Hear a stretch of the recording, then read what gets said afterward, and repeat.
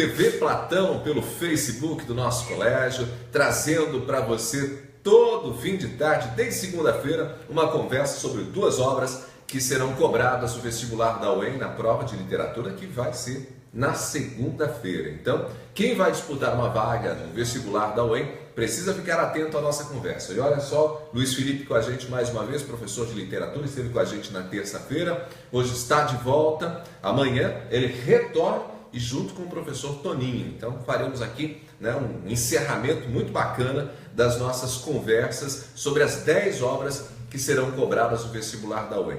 E tem sido muito legal, Luiz Felipe, porque a gente percebe que as pessoas assistem ao vivo, às vezes o número de pessoas que assistem não é nem tão expressivo quanto o número de pessoas que assistem depois. Eu recebido vários comentários de gente que vai concorrer a uma vaga na UEM e que tem falado, mesmo gente que não é aqui, aluno nosso, aluna nossa aqui do Platão, e que tem falado, olha, estou assistindo, estou vendo, está gostoso, está legal, e a gente se propôs a fazer isso justamente com esse objetivo, oferecer às pessoas que vão disputar uma vaga no vestibular, oferecer oportunidade de relembrar das obras. Ninguém consegue relembrar das obras relendo as obras, são 10 obras, em um mês, 2 meses, e às vezes até mesmo durante um período de um semi-extensivo, como é o caso do Platão, que tem o semi-extensivo. Então, as pessoas precisam estar fazendo essas leituras ao longo do tempo, durante o ensino médio, em outros momentos, se programando para isso. É uma oportunidade incrível que a gente oferece, e que a gente tem, porque para nós também é uma oportunidade de conhecer, relembrar essas histórias, esses autores fantásticos, essas escolas literárias. Então, e eu convido rapidinho você para compartilhar o nosso vídeo no seu perfil pessoal. Já manda um oi também para dizer que você está com a gente, Então diz aí que você está acompanhando a nossa conversa e vai ser para a gente uma satisfação saber que você está ao vivo juntamente conosco. Então olha só, já temos algumas pessoas, eu vou compartilhar rapidamente aqui no meu perfil pessoal, Estou aqui compartilhando, já vou abrir também o vídeo, porque ao abrir o vídeo eu vejo não apenas as pessoas que estão assistindo, mas também tenho oportunidade de ver aqui os comentários que vão chegando. Então, olha só, já temos aqui então um grupo de pessoas assistindo e todo mundo convidado. Luiz Felipe, bem-vindo mais uma vez. Muito obrigado. É muito bom estar aqui com você, Ronaldo, mais uma vez nessa tarde, para a gente conversar com os nossos alunos e com quem está acompanhando a gente nessa conversa literária. É uma conversa literária, tenho chamado de uma semana de literatura, que a gente está realizando. E olha só, nós vamos falar sobre 2 livros. Negrinha, de Monteiro Lobato, esse é o primeiro livro, e O Rei da Vela, de Oswald de Andrade, este é o segundo livro. Nós temos dividido sempre a conversa num primeiro momento, sempre de ordem cronológica, para o livro mais antigo, para o livro mais recente. Nesse caso, o mais antigo é Negrinha, de Monteiro Lobato, e depois Oswald de Andrade, com o livro O Rei da Vela. Bom, mas aqui nós temos 2 obras, 2 momentos históricos diferentes, 2 escolas literárias distintas. É isso mesmo, Luiz? Mais ou menos por aí. Vamos organizar essa conversa, Ronaldo. Que nem você falou, são 2 escolas literárias distintas. Não, ok? Por quê? Quando a gente tem Monteiro Lobato nesse período, a gente chama de pré-modernismo. E o pré-modernismo, olha que interessante, não é considerado uma escola literária. Então não dá para chamar pré-modernismo de uma escola literária. É só um momento histórico que está lá entre alguma coisa e outra. Perfeito. A gente chama isso de momento de transição. Porque é uma transição entre aquilo que aconteceu no parnasianismo, no simbolismo, e entre o modernismo. Nesse meio que a gente tem vários autores sortidos, várias obras com várias características, a gente vai chamar isso de pré-modernismo.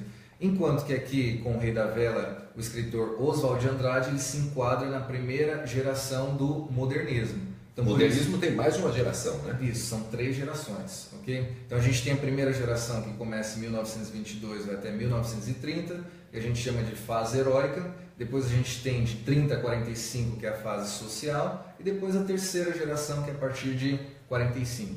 Olha só, então são 3 fases distintas no modernismo. Aqui nós temos uma obra que é considerada então pré-modernista, porque está nesse período em que não há uma definição muito clara de uma escola literária, e que os próprios autores desse período são autores que não se assemelham do ponto de vista estético nem à estética simbolista, nem à estética realista, guardam semelhanças, mas não necessariamente podem ser enquadrados. Essa daqui é uma obra realista, não dá para chamar isso, né? Perfeitamente. Então vamos lá, vamos discutir um pouco mais sobre o pré-modernismo a fundo. O que seria o pré-modernismo? Por que a gente fala pré-modernismo? Pré-modernismo é a tentativa de mostrar um Brasil verdadeiro, ou seja, até o parnasianismo, a gente pode pegar todas as escolas literárias, a partir do barroco, depois o arcadismo, romantismo, realismo, naturalismo, simbolismo, parnasianismo. Todas essas escolas, elas têm muito da ficção. Apesar que o realismo, o naturalismo, eles começam já a mostrar a realidade, buscar mostrar as coisas como elas são, mas há muito de ficção. Certo. Até mesmo aquilo que uma obra que você conversou com o professor Toninho, né? Memórias Póstumas de Brás Cubas, do Machado de Assis. Inaugura, digamos, o realismo no Brasil. Em 1881, o Machado é o principal nome do realismo. Ele escreve um morto falando sobre a sua própria história. O que há de real nisso? É uma fuga de qualquer semelhança com a realidade. Perfeito. Então, a partir do pré-modernismo, a gente tem autores que eles vão começar a tentar mostrar esse Brasil verdadeiro. Ou seja, vai falar dos caboclos, eles vão falar do funcionalismo público, vai falar do sertanejo, dessas pessoas mais marginalizadas, vão tentar trazer elas à tona e mostrar, esse é o Brasil verdadeiro. Esse é o Brasil, esse é o povo brasileiro. É isso que está acontecendo no Brasil. Então, a literatura e a realidade, elas vão se estreitar os seus laços.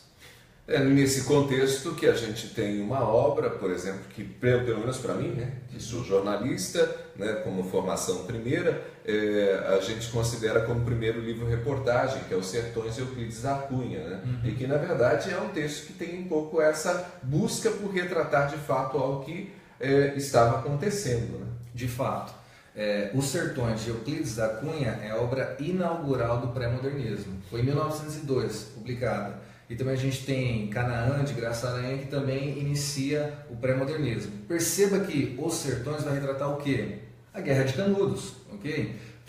Vai tentar mostrar a questão da vegetação, como que é esse sertanejo, a questão do determinismo, porque se esse homem está no sertão, ele vai ter algum tipo de comportamento, um tipo de fala, um tipo de vestimenta, você entende? Então tudo isso vai estar sendo mostrado nessa estética muito bela que Euclides da Cunha vai colocar lá, e por isso que a gente avalia esse livro tanto na literatura quanto, por exemplo, na esfera jornalística. Certo, então nós temos Monteiro, Euclides da Cunha, quem mais que pode ser considerado pré-modernista, que está nesse período aí que não tem uma escola literária? A gente pode colocar Lima Barreto. E também como poeta, aquele que você viu com o professor Toninho, Augusto dos Anjos. Okay? E Augusto dos Anjos é plural, né? Ele abarca tem tudo, né? Várias escolas, vários movimentos estéticos estão dentro dele.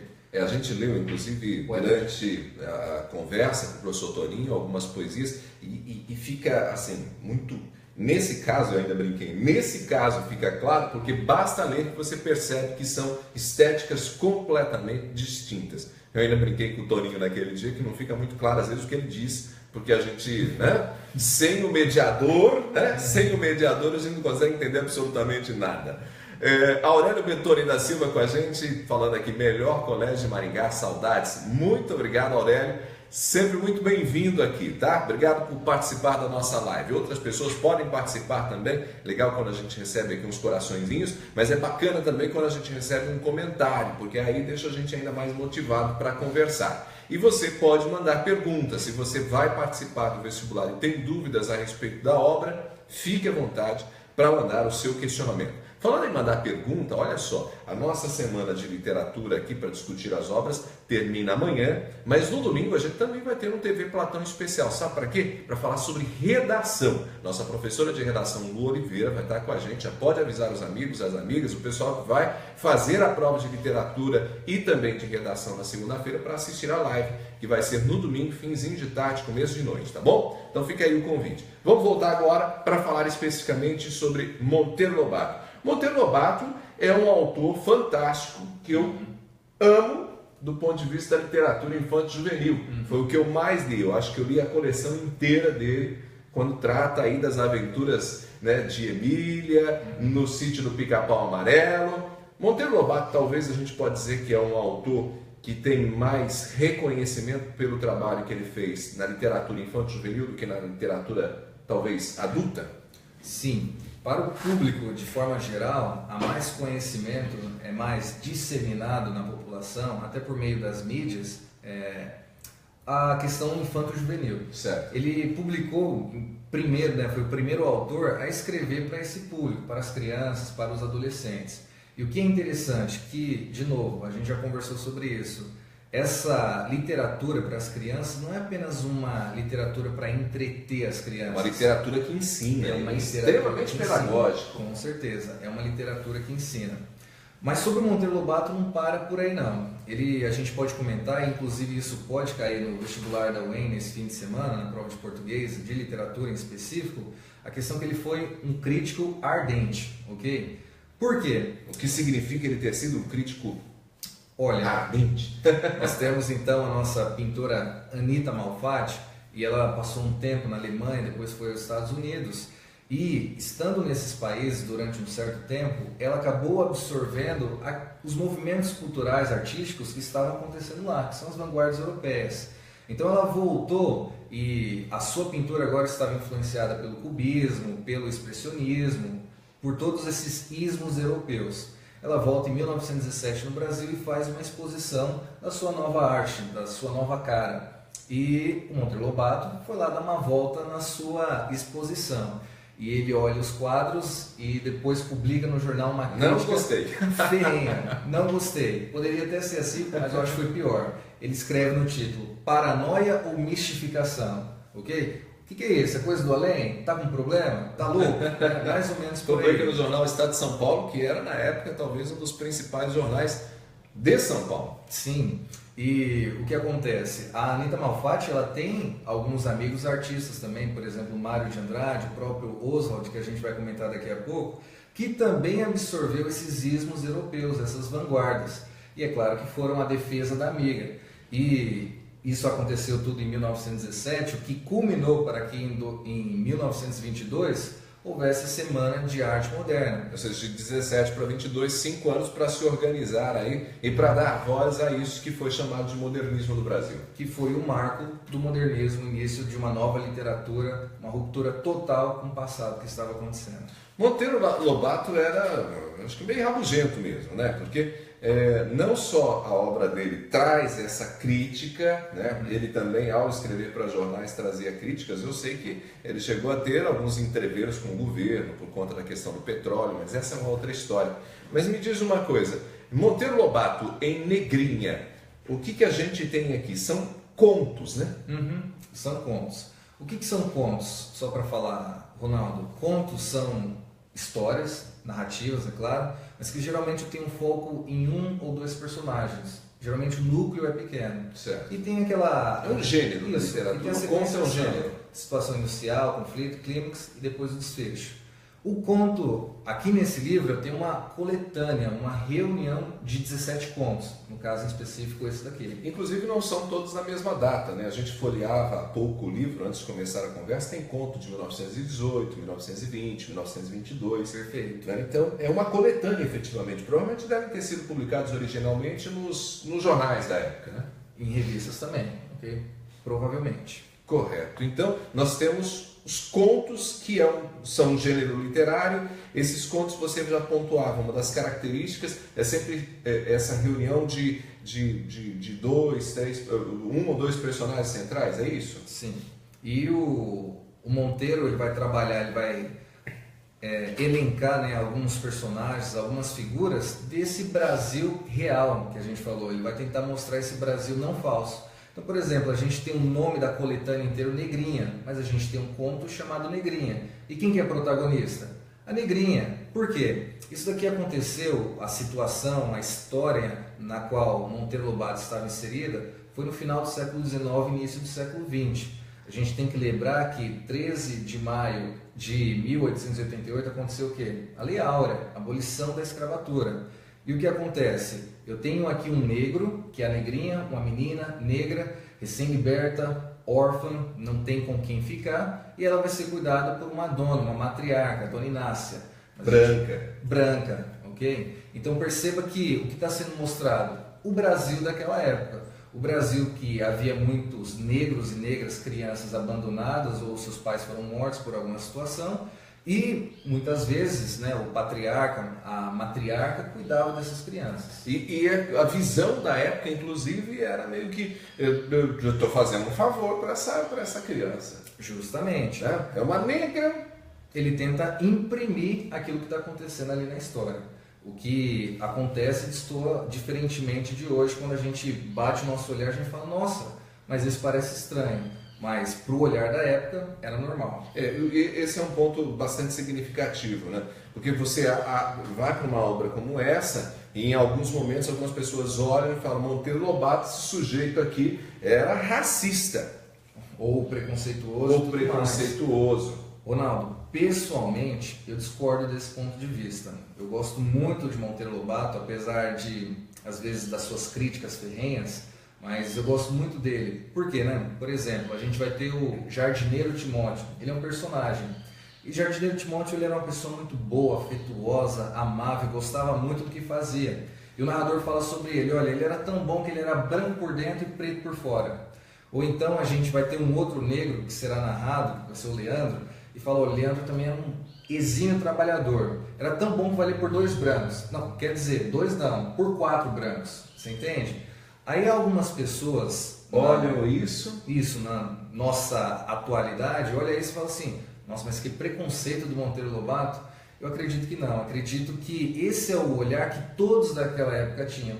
Quem sabe até o próprio negro gostava de ser comparado com o branco. Talvez isso é um próprio elogio para aquele negro da época. Então esses detalhes são importantes, né? É importante perceber isso, até porque parte da obra do Monteiro tem sido questionada, principalmente nesse momento que a gente está vivendo. Tem gente, inclusive, que às vezes não gostaria de trabalhar o Monteiro Lobato em sala. A gente tem toda essa polêmica e isso é importante a gente saber. Olha só, tem aqui o Enzo Cabal com a gente, muito obrigado. O Enzo está falando, aí Luiz, melhor professor. O Igor Alieri comentando aqui, né, falando sobre Negrinha, ele mandando até um coraçãozinho aqui. Muito obrigado, Igor, também pelo seu comentário, por você aparecer aqui, né, demonstrar que você está com a gente. Então, todo mundo convidado para não só assistir, mas manda coração, compartilha na sua rede pessoal, já algumas pessoas fizeram isso. Né? E além disso, eu peço para você mandar o seu comentáriozinho, que a gente fica sabendo que você está aí e eu tenho a possibilidade de falar seu nome aqui, né? Uma satisfação para a gente. Olha só, então, esse é Monteiro Lobato, que, pelo menos na opinião do Luiz, não dá para a gente falar que o Monteiro Lobato era preconceituoso, ele não tinha o olhar, inclusive, que a gente tem hoje, né? Sim. E ele trata, me parece que ele trata dos negros, embora coloque-os em condições muito realistas, né, para aquele momento histórico, mas ele sempre estabelece um olhar que parece trazer uma crítica que isso não está justo, né? Sim, é a questão, de novo, mostrar a ética, né? Olha, eu vou mostrar esse contexto, essa história, mas por trás disso eu quero mostrar, olha, essa negrinha que sofreu tanto, né, suas agressões, agressão verbal, agressão física, isso aqui não está bacana. Não é esse o modo que ela deveria ser tratada. Isso é bastante relevante. Bom, nesses contos, são quantos contos? 17. 17. Nesses contos nós temos, você inclusive organizou aqui certinho, nós temos algumas temáticas que eles aparecem, que elas se repetem inclusive.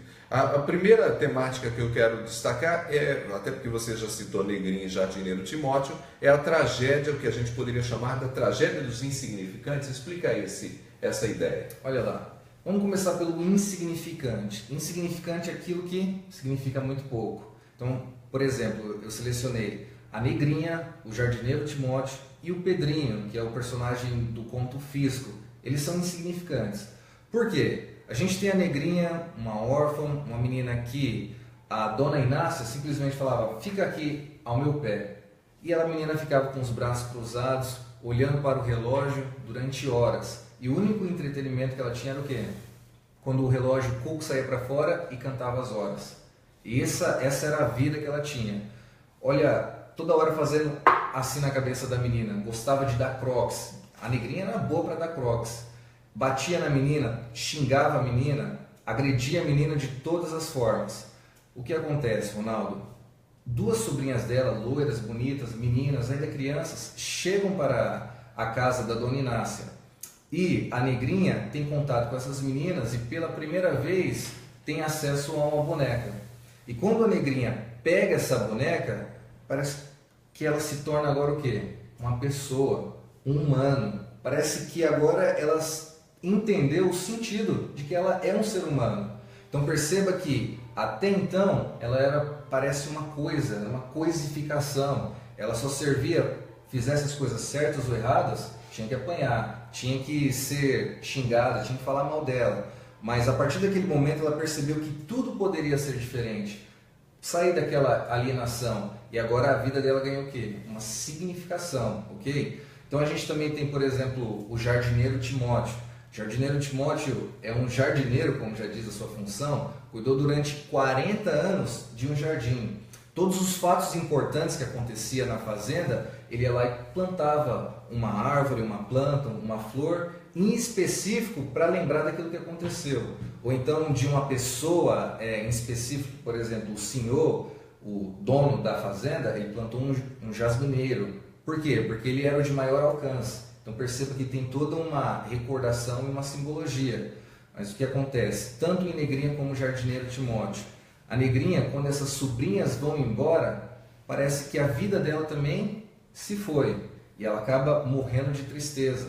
Eu tenho um jardineiro Timóteo que gostava e amava tanto aquele jardim, a fazenda, os seus senhores. Mas os seus senhores simplesmente vendem a fazenda, vão embora e os novos donos falam assim, ó, Timóteo, é para você destruir todo esse jardim. Ele fala, não, eu não vou destruir. E ele pega e se afasta, vão lá e destrói o jardim. E ele vai para perto da cerca, dorme ali e não amanhece, simplesmente também morre. Então perceba que são pessoas que têm o quê? Pouca significação dentro do contexto onde estão. Ou até mesmo o Pedrinho. Pedrinho vem de uma família pobre, foi lá engraxar os sapatos e chega uma espécie de fiscal. Quem permitiu você fazer isso? Você entende? Quem que é o Pedrinho? Pedrinho tem pouca significação. Então você perceba, essa é a tragédia dessas personagens e que Monteiro tenta mostrar que isso era real para a época. Muito bem. Então, temos aí pelo menos 3 contos que aparece essa temática da insignificância, né? Uma tragédia de fato. Bom, vamos lá. Uma outra temática presente na Negrinha, nós estamos falando sobre Negrinha, de Monteiro Lobato, você que está chegando agora. Outra temática, fragilidade e sensibilidade de certas pessoas. Isso aparece em 2 contos, Barba Azul e Uma História de 1000 Anos. Justamente. Aqui a gente tem uma certa intertextualidade também, né? Uhum. A gente pode perceber, Barba Azul lembra o quê? Aqueles contos, aquelas histórias infantis, Uma História de 1000 Anos também, aquelas histórias infantis. Em Barba Azul, eu tenho um homem que ele começa a ter relações com algumas mulheres e depois de um certo tempo essas mulheres morriam. Mas tudo isso era muito calculado, ele era muito maquiavélico, a gente pode falar dessa forma. Por quê? Era um homem que ele escolhia uma família que tinha muitas posses, dinheiro e um perfil físico que todas essas meninas tinham elas eram magras, ok? Magérrimas essas meninas. Ou seja, assim que elas engravidassem, elas iam acabar morrendo. E ele foi fazendo isso, se relacionando com mulheres muito magras, tendo relações com elas e elas acabavam morrendo. Mas já era casado, então ele adquiriu o que dessa mulher? O dinheiro. Então ele era um viúvo de muitas mulheres e por isso que ele era muito rico. Aqui a gente tem a Pequetita. Pequetita foi uma aí das vítimas desse Barba Azul. E olha, o próprio nome dela já é muito simbólico. Pequetita, muito pequena, ok? E também em Uma História de 1000 Anos a gente vai ter a personagem, talvez a protagonista da história, que é Vidinha. Vidinha vive com a sua família no interior, só conhece o sítio do pai, não conhece a cidade, não conhece o mundo afora, só conhece tudo que os seus olhos podem alcançar.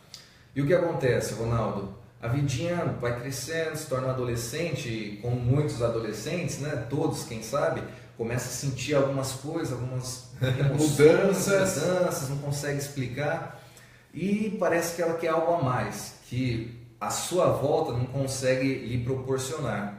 E aparece um rapaz ali, um rapaz bonito, um rapaz da cidade, e Vidinha então percebe o que é aquilo, aquelas transformações interiores. Está apaixonada? Está apaixonada. Olha só. É o amor chegou a Vidinha. Nem tinha Zezé de Camargo para cantar. E o que acontece, Ronaldo? Ele acaba então conversando com essa moça, e essa moça cai aí nos braços desse rapaz, que até é muito caracterizado como um caçador, e depois ele simplesmente, de muitos beijos, simplesmente num dia vai embora e deixa a coitada da Vidinha. E a Vidinha acaba morrendo também de tristeza. Poxa vida, esse povo vive morrendo na obra do Monteiro Lobato. Então, Mas isso... olha só, para quem não leu, esse é um detalhe importante, né? O Monteiro trata com uma certa crueza mesmo, né? É um mundo muito cru, né? Na sua essência, né? De contradição, de dor, e isso aparece nos contos, né? É uma obra dolorosa, Sim. Não é uma obra que você vai ler rindo, por isso, com algumas exceções aqui, né? Por isso da questão, a gente pode encontrar também marcas realistas dentro de Monteiro Lobato. Por isso que ele é pré-modernista e ele acaba evocando várias características de outras escolas, inclusive o realismo. Muito bem, então aqui o Aurélio Bettoni mandou o seguinte: dá para dizer que a dona Inácia era preconceituosa em relação à Negrinha ou era simplesmente por ela não gostar de crianças? Essa pergunta do Aurélio diz respeito ao conto Negrinha, especificamente Negrinha, você que está aí com a gente. O que a gente pode responder para o Aurélio? Dona Inácia era preconceituosa ou ela não gostava de crianças?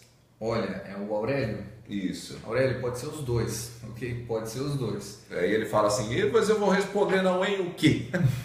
Olha, isso é interessante, a questão, né, na UEM eu vou responder o quê? Uma boa prova elaborada da UEM em questão de temperatura nunca poderá trazer uma resposta ambígua que o aluno vai ficar em dúvida. Nunca, ok? Uma boa prova elaborada, e todas as provas da UEM têm sido muito bem elaboradas, então a gente não encontra esse tipo de pergunta que possa causar ou levantar qualquer tipo de dúvida. Trazer essa confusão. Não então as duas coisas podem ser entendidas no caso do conto Negrinha. Sim, porque essa pergunta do Aurélio é uma pergunta de interpretação. Eu posso ter a interpretação que ela faz tudo isso porque ela tem preconceito.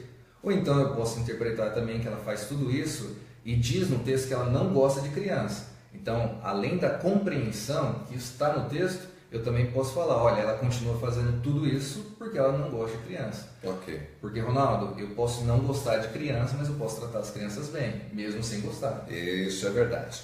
Vamos lá. Nós temos também uma espécie de suspense, né, nessa obra, em virtude de incertezas da produção. Bom, esse é um período, inclusive, que a cultura do café é muito forte, né? Isso aparece lá no Drama da Geada. Isso. Esse período que o Monteiro tenta retratar, sobretudo até aqui no Brasil, acontece ali na década de 40 e 50, que é o auge do café, ali nas fazendas paulistas. E o que acontece?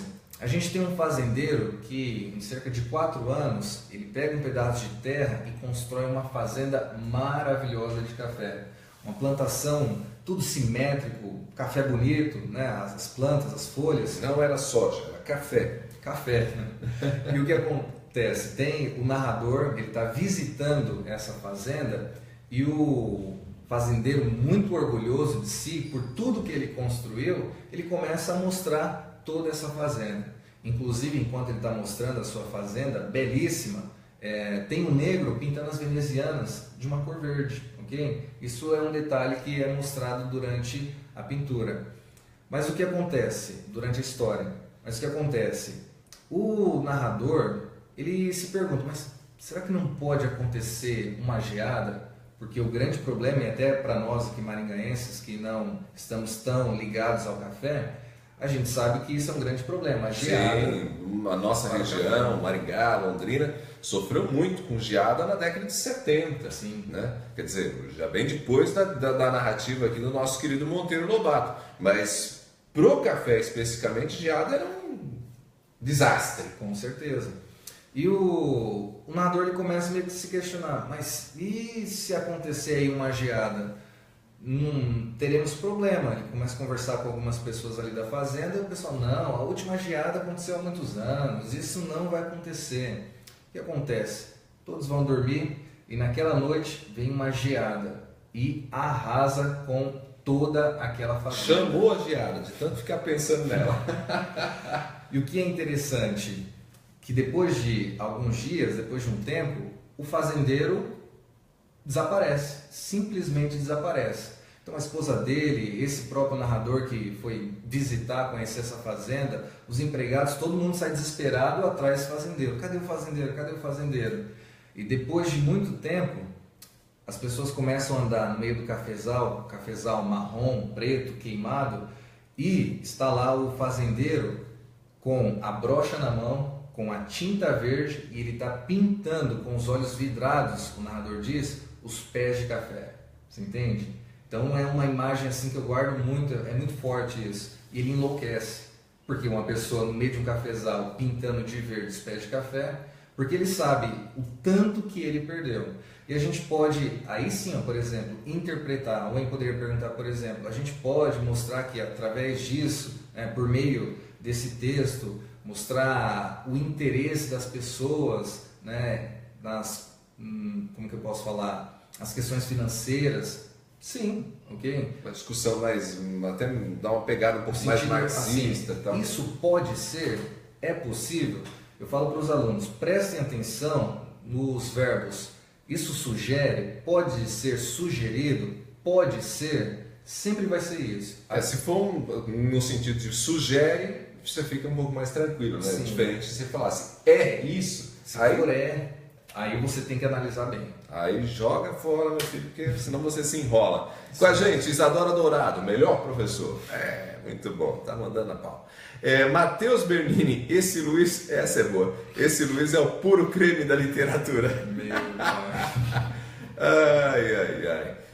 O Hugo Ferreira tá mandando aqui pergunta. Hugo, segura só um pouquinho, porque pra gente dar continuidade e voltar daqui a pouquinho a falar do Negrinha, porque todo mundo tá preocupado com a Negrinha, aqui com a dona Inácia. Daqui a pouquinho eu volto com a Negrinha. Deixa eu só terminar os temas aqui que aparece o Negrinha, e até porque, olha só, já temos, né, quase meia hora de conversa. Quase não, já passamos de meia hora de conversa e ainda estamos no Monteiro Lobato, ainda tem o Oswald de Andrade. Né? Nossa verdadeira aula de literatura, gente, brincadeira não.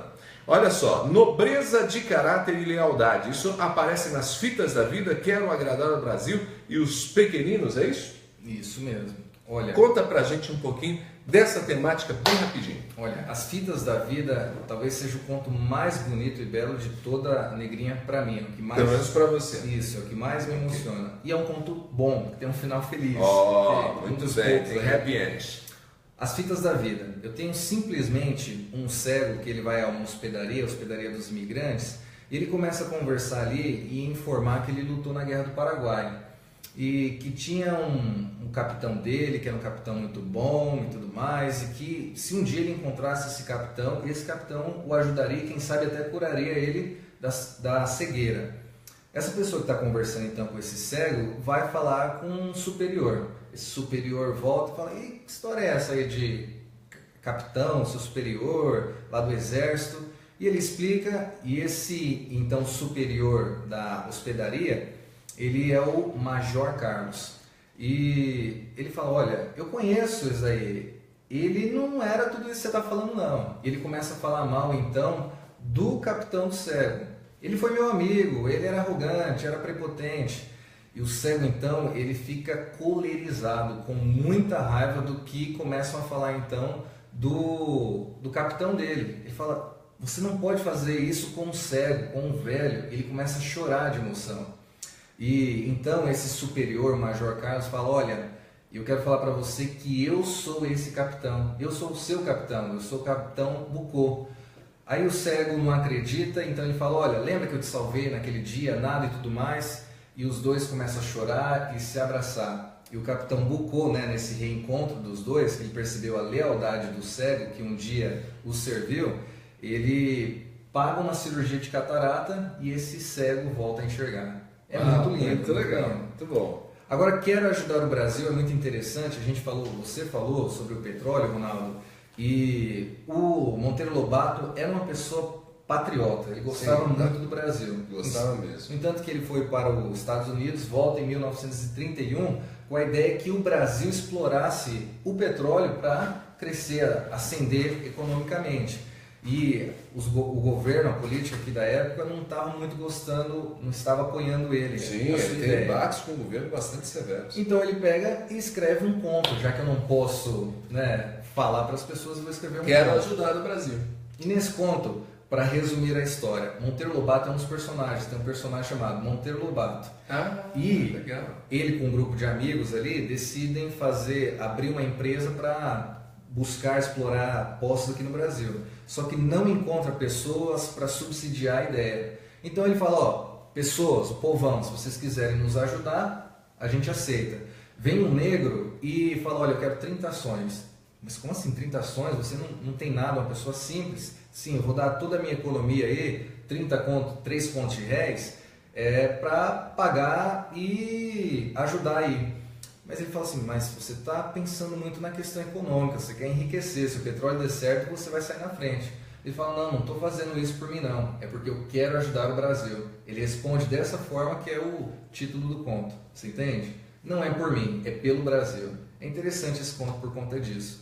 Ok. E aqui a gente tem o vigia do armazém, os pequeninos, né? Esse vigia simplesmente, no conto dos pequeninos, ele cuidava de um armazém e um saco desapareceu de arroz. Ele falou que não era ele, acusaram ele que esse saco se perdeu por conta dele, e depois foi descoberto que as formigas estavam entrando e tirando um por vez um arroz. O problema era a formiga, não tinha nada. Quer dizer, a questão do caráter, da lealdade aparece muito bem. Bom, nós temos aí essa questão das classes sociais também de uma maneira muito forte, né, nesse livro Negrinha, né? Ou seja, quem tem mais dinheiro acaba explorando, acaba judiando. Isso está muito presente na obra do Monteiro, nesse livro especificamente, né? Sim, e eu queria que você percebesse que os marginalizados também estão muito presentes com papéis principais, né? É o vigia que está em evidência ali, que a priori, talvez ali no romantismo, não apareceria, ok? Ok, então a gente percebe essa questão da prepotência, por exemplo, no jardineiro, nos negros, né? Essa é uma temática também bastante presente, né? Sim, a prepotência dos abastados de classe social mais elevada. Isso. A gente tem, por exemplo, os negros. Eu gostaria de contar essa história fantástica, os alunos gostam muito quando a gente lê os negros, mas eu vou resumir. Existia então um coronel. Esse coronel ele era uma pessoa muito arrogante, muito brava e tinha uma filha, a Isabel. E vem de Portugal o seu Fernão. E o Fernão começa a trabalhar na fazenda dele. Fernão e Isabel se apaixonam. E para ajudar a mediar esse casal, tem a Liduína, que é uma escrava. Quando esse coronel descobre que a sua filha está namorando um português e veio de classe baixa, ela simplesmente manda açoitar, o coronel manda açoitar a Liduína, que ela morre, ele manda emparedar o Fernão e a sua filha termina no hospício. Para você ver essa questão da prepotência dos abastados. Poxa vida. Bom, a gente tem também uma questão de uma mente que a gente pode até chamar de maquiavélica, né? Remetendo a Maquiavel. A gente tem lendas, a gente tem situações engraçadas, todos esses aspectos também estão presentes em Negrinha do Monteiro, né? Sim, por exemplo, situações engraçadas, até comentei com você a questão do colocador de pronomes, que veio ao mundo por conta de um erro de português e depois morreu, né? Saiu deste mundo também por conta de um erro de português. O aluno que lê na íntegra, ele vai falar, nossa, que pessoa que sofreu um desastre, sabe? Por conta de uma coisinha, o nome do conto é Colocador de Pronomes, por conta de um erro de pronome que o pai dele fez, ele acabou casando, então, né, o escrevente acabou casando com a do Carmo, e ele nasceu desse encontro. E ao final da sua vida, então, ele escreve um livro de cerca de 1.500 páginas no total. Ele, depois de editado e publicado o livro, ele lê e vê na primeira página um erro de português. ele admira durante um tempo e depois morre ali, você entende? Então isso é uma situação um pouco cômica, dependendo do ponto de vista, né? O sujeito morre e é cômico. São Luís Felipe, gente. Não, mas é engraçado. Ai, ai. Deixa eu ver aqui. Bom, para a gente terminar esse livro, porque a gente já estourou até o tempo apenas com a negrinha. Deixa eu ver aqui. O Hugo diz o seguinte, né? Se a dona Inácia não gostava de criança, mais especificamente da negrinha, por que ela ainda permanecia a cuidar dela? Acho que o Monteiro Lobato não se atreve a responder a isso, né? Então, isso é uma pergunta interessantíssima. Inclusive está lá no livro, se ler um pouquinho com cuidado. Na verdade, para a época, ela queria mostrar o quê? Porque para a sociedade, para as pessoas... Queria mostrar generosidade. Isso, ela queria mostrar que ela era uma pessoa boa. Mas quando só estava ela e a negrinha e as pessoas de casa, aí ela mostrava quem realmente ela era. Tem uma passagem na negrinha, né? Que o padre chega e tal, e ela ainda fala, tá vendo tudo que a gente faz. Ela é o esteio da moral e da ética, o padre fala, é o suporte, o sustentável, sabe? E o vigário também sabia que ela não era uma boa peça, tá? Sabia que ela não prestava muito não, mas mesmo assim faz o elogio. O vigário também era terrível. Sim. Mas vamos lá. Podemos passar para o Oswald? Claro que sim. Então, O Rei da Vela, obra modernista. Olha só, você que está chegando agora, modernismo e pré-modernismo, a gente já caracterizou no comecinho do vídeo, então você pode pegar depois que terminar a conversa e assistir ali. Oswald de Andrade, O Rei da Vela, fala para a gente um pouquinho sobre essa obra. Primeiro, gênero. O gênero é diferente, é teatro. Isso, teatro, ok? Então a gente vai ter aí a questão das falas, a questão de personagens, figurino, contra-regragem, tudo isso vai estar acontecendo nesse gênero, que é um gênero não só da literatura, mas também do drama, do pessoal das artes cênicas, né? Então, tanto o agente da literatura quanto o pessoal das artes cênicas pode aproveitar esse texto do Rei da Vela de Oswald de Andrade. Ele foi escrito especificamente para ser uma peça de teatro ou não? Sim, foi escrito para ser uma peça de teatro, para ser encenado. Olha só, e aí se tornou um livro. Sim, e é um livro, né? Como eu disse para você, todas as peças de teatro, ela participa desses dois domínios, da literatura e também dessa questão da encenação, da dramaturgia. Oswald de Andrade, primeira fase do modernismo. Primeira fase do modernismo. E o que é interessante, então, o modernismo, qual que é a diferença do modernismo desse pré-modernismo? É principalmente na ruptura do código linguístico, ok? Essa liberdade, a questão de esses versos, ora podem ser muito longos, ora muito curtos. Eu tenho uma questão de poemas mais curtos, a liberdade formal, a liberdade dessa estrutura.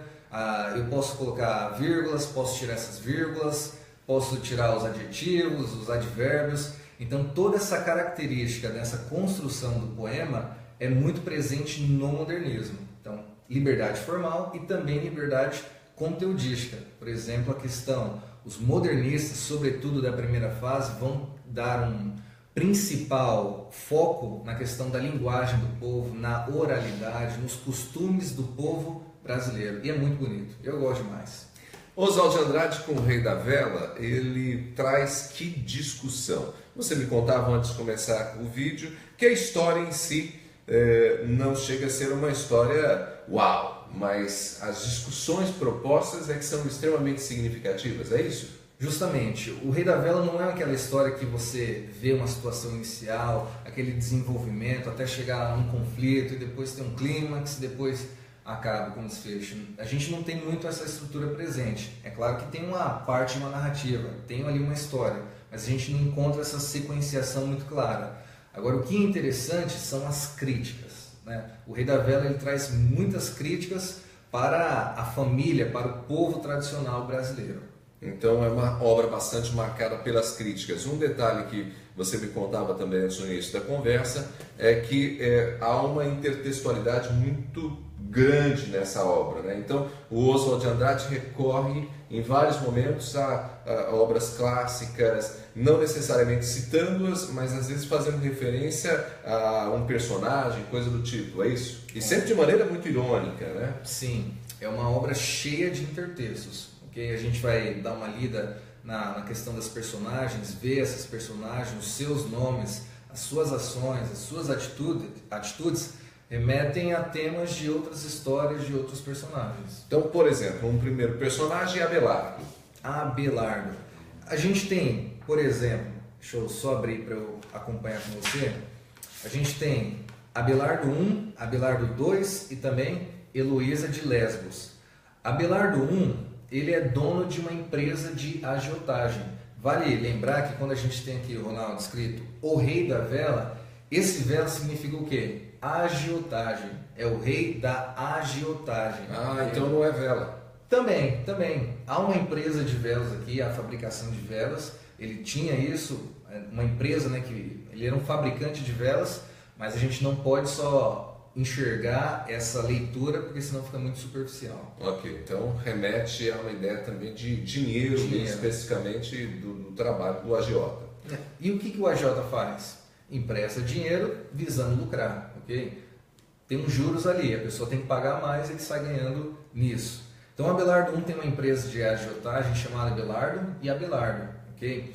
E ele é casado com a Heloísa de Lesbos. Mas olha que interessante. O Abelardo I, ele, como a gente já falou, tem uma empresa de velas. Ele tem uma empresa de agiotagem. Ele é uma pessoa o quê, então? Rica. Ele é o que a gente chama de burguês. E a gente tem a Heloísa de Lesbos, que ela faz parte da aristocracia rural. Mas se a gente pensar no quadro histórico que está acontecendo no Rei da Vela, essa aristocracia está decadente, está caindo, enquanto que a burguesia aqui no Brasil está subindo. Ou seja, Abelardo tem dinheiro e Heloísa não. Perfeito. Né? Mas Abelardo, enquanto tem dinheiro, não tem nome. Não tem e Heloísa tem nome, mas não tem dinheiro. Perfeito. Casamento de conveniência. Perfeito, você falou tudo, ok? Então, um se casa com o outro por conta de interesses pessoais. E a gente pode falar agora, né, Heloísa de Lesbos, Joana, conhecida por João dos Givãs, Totó Fruta do Conde, os irmãos, olha a família da Heloísa. Heloísa de Lesbos, por quê? Lesbos era uma ilha onde morava Safos, que era uma poeta. E a Safos, ela tinha uma predileção sexual por mulheres. Então, por isso que... Isso não está no Oswald, né? Isso, vale lembrar isso. É um intertexto. É um intertexto. Quem só lê Heloísa de Lesbos vai passar despercebido, ou então só vai fazer uma conexão, uma relação talvez com a palavra lésbica ou lesbianismo, qualquer coisa do tipo.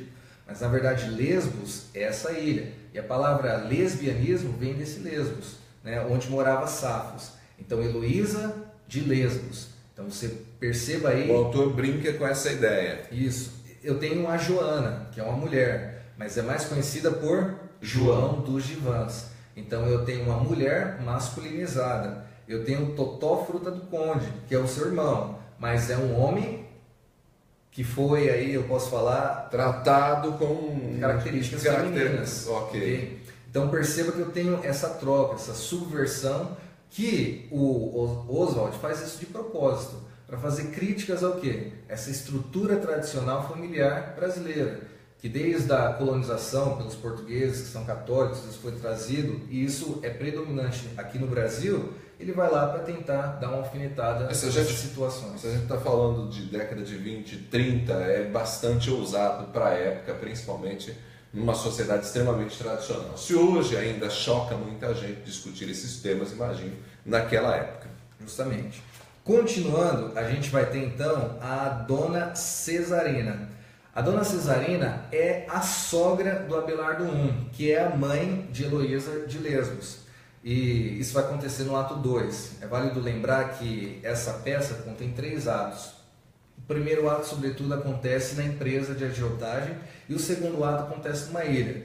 Essa ilha foi por conta do casamento entre Abelardo e Heloísa, e o Abelardo só deu apenas uma ilha de presente para Heloísa. Uau! Isso é para a gente ver... Pobre menino. Pobríssimo, paupérrimo. Pobre menino. E a Dona Cesarina está nessa ilha e a gente percebe que o Abelardo começa meio que dar em cima aí da Dona Cesarina, em cima da sogra. E depois vem a Dona Poloquinha, que é a tia. Que também entra no rolo. Que também entra no rolo, você entende? Então perceba toda essa questão de subversão dos tratamentos naturais ou normais, ou dos padrões brasileiros. Acaba sendo também até uma forma de denúncia a uma espécie de hipocrisia que muitas vezes existe em algumas tradições, né? Ou mesmo em estruturas familiares tão tradicionais como essa. Perfeito.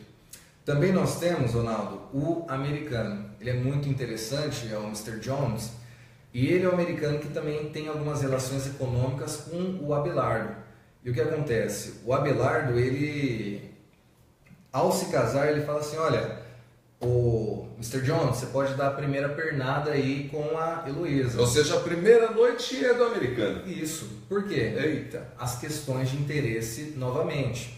Eu entrego minha esposa para que ele possa aproveitar, mas eu tenho em troca o quê? Benefícios. Benefícios que ele pode me oferecer, talvez em contratos, em dinheiro ou qualquer coisa do tipo. É a última parte da obra é tratando do americano. Sim, basicamente. Apesar que o americano ele já aparece no segundo ato. Ok. O livro é dividido em 3 atos, isso? 3 atos. 3 atos. Oswald de Andrade, Rei da Vela, mais uma obra modernista e que está presente na lista de 10 obras do vestibular da UEM. Eu gostaria de aproveitar agora para a gente encerrar, meu amigo Luiz Felipe, quem sabe algumas dicas, aquilo que as pessoas não podem esquecer nem daqui, ou seja, nem do Monteiro Negrinha, nem do Oswald Rei da Vela. É interessante lembrar no Monteiro Lobato que ele vai fazer uma obra de denúncia. Talvez essa é a palavra-chave, uma obra de denúncia. Denúncia daquilo que está acontecendo aqui no Brasil. A gente já comentou bastante sobre isso, mas ele vai tentar mostrar esse Brasil verdadeiro, esse Brasil não falso. E por meio das leituras, o aluno, o leitor, vai reconhecer essas situações. Aqui no Oswald de Andrade, essas críticas. Críticas à família brasileira, críticas a essa economia aristocrata, crítica a essas relações baseadas por interesses, crítica às vezes até à religiosidade cristã predominante no Brasil, ok? Tudo isso vai acontecer e cheio de intertextos, né? Não vai dar tempo, não vou falar com você, mas por exemplo, Heloísa e Abelardo é um casal lá da Idade Média. Então, tem um livro chamado Abelardo e Heloísa, tem um Isso. filme francês, inclusive, que remete também a isso. E Abelardo e Heloísa é um casal extremamente apaixonado, né? Que apesar de serem separados no final, mantém o seu amor, né? Um amor de um pelo outro. E a gente percebe que acontece de forma irônica aqui no Oswald de Andrade. Basicamente é isso, Ronaldo. Ok, Luiz Felipe. A gente poderia falar mais sobre essas obras, mas já estamos com 50 minutos. Querido, obrigado mesmo. Foi mais que uma aula, viu?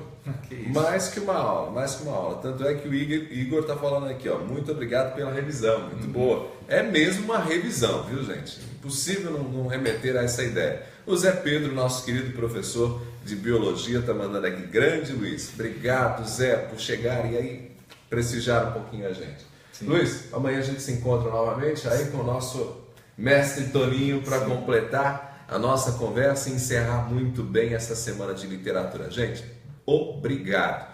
Você que talvez tenha ficado o tempo todo com a gente só tem a agradecer. Se você se conectou aí só um pouquinho, está agora com a gente, também nosso muito obrigado. E fica o convite, passe esse recado adiante, esse vídeo adiante, né? Leve esse vídeo para outras pessoas, porque certamente pode ajudar muita gente que vai disputar uma vaga na UEM nesse vestibular que começa no domingo. E a gente fica aqui com o compromisso de retornar amanhã por volta das 5 da tarde, pouco depois das 5, para mais 2 obras e aí a gente encerra a lista de 10. E olha, só lembrando que na segunda-feira nós conversamos, na terça, na quarta, hoje também. Então já temos 8 obras discutidas. Gaste um tempinho, olhe os vídeos que certamente vai ajudar você no vestibular. Abraço, gente!